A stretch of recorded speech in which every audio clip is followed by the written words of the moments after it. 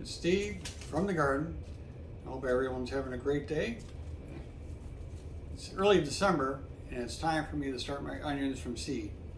This year I'm growing the same two varieties of onions that I planted last year, and those are candy onions and Patterson onions.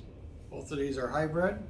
Now the candy onion is an intermediate day onion and the Patterson's a long day onion.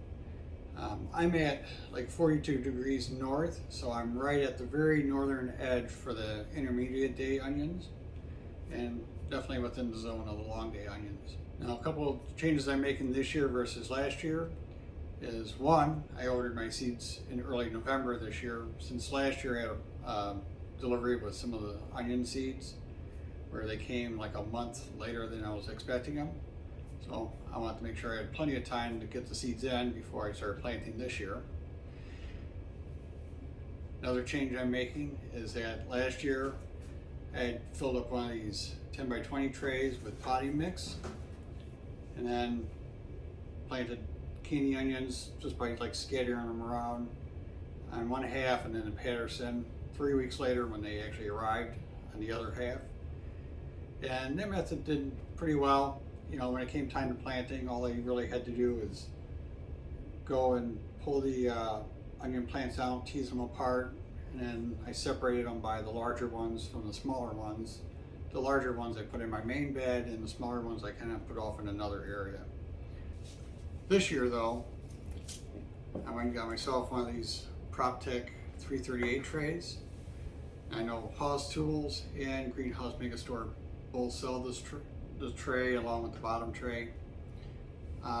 Just in the interest of full disclosure, I'm not affiliated with any of these companies or sponsored by any of them in any way. The cell tray and the bottom tray here I did buy from Greenhouse Megastore. I was able to buy both the cell tray and the bottom tray for the same amount or maybe even a little bit less than what Haas Tools wanted for just the cell tray. I'll leave a link down below to both companies, and if you're interested, again, I'm not affiliated with them or sponsored, but if they want to sponsor me, I'd be interested in taking something from them. Anyways, I'll leave a link down below if you have any interest in using these trays. Now, I've already filled up this tray with my potting mix, which is actually a combination of sifted potting soil, some compost from my Johnson Soup bioreactor, and vermiculite. I just kind of mixed it together, pre-moistened it, and filled the tray in, and then I just used my fingers to dimple each of these cells so they have like a little pocket where when I drop the seed in, it has a place to rest right in the center. So that's this other change I'm making, is that with using these cell trays like this, I'll be just planting one onion seed per cell, and then I'll cover the top with just a light covering of the soil mix I have left over. The reason I'm going with this 338 tray versus the filling of the dirt in the 10 by 20 tray is that the 338 tray, that comes out to 169 cells for each of these two varieties. I don't need 169, so if I ended up with 100 of each one, that should be plenty. Any extra, I'll put in another spot and I can give those onions away. The 338 tray, I should end up with a nice healthy single onion plant in each of these cells. And then when I pull them out, I'll have like a little root ball around it. And I can just transplant that whole little root ball into the garden, and I should have less transplant shock at planting time. There's a slight difference in the color of the two seeds. These light gray ones are the Patterson, and these black ones are the candy onions. I did make a couple plant tags here, so I would know which side is which. And I'm just going to go and take one of each of these seeds, or as close as I can get to that, and pop one in each cell. Now, if I do get two in one, that's fine. Onion seeds are pretty easy to pull apart when comes to planting time.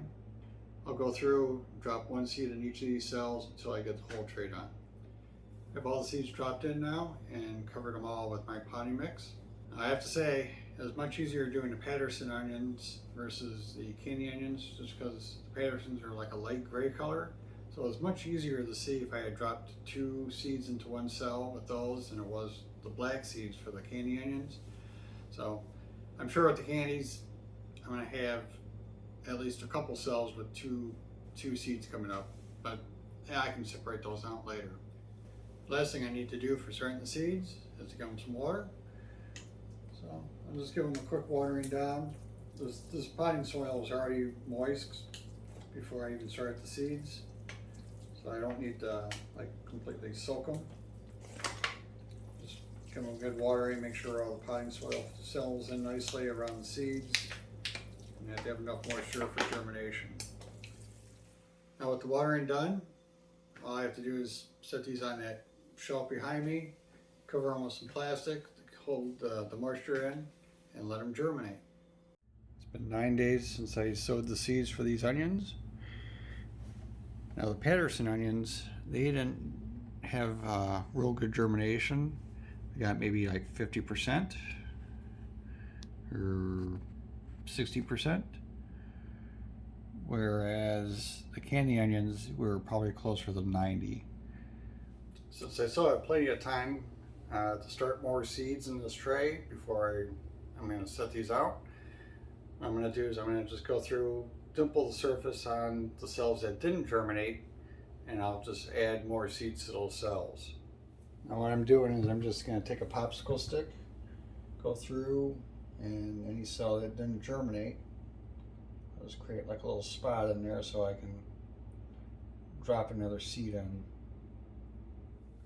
I finished filling in the cells that didn't germinate and then recovered them up with the potting soil. So we'll just kind of keep an eye on it over the next week or so, see how it goes. And if I really needed to, I still have more seeds I could fill in any more empty spots.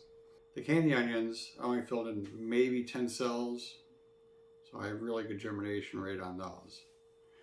In the coming weeks, I'll provide some updates just to show how the plants are doing. Until then, subscribe if you haven't already, and we'll see you on the next one.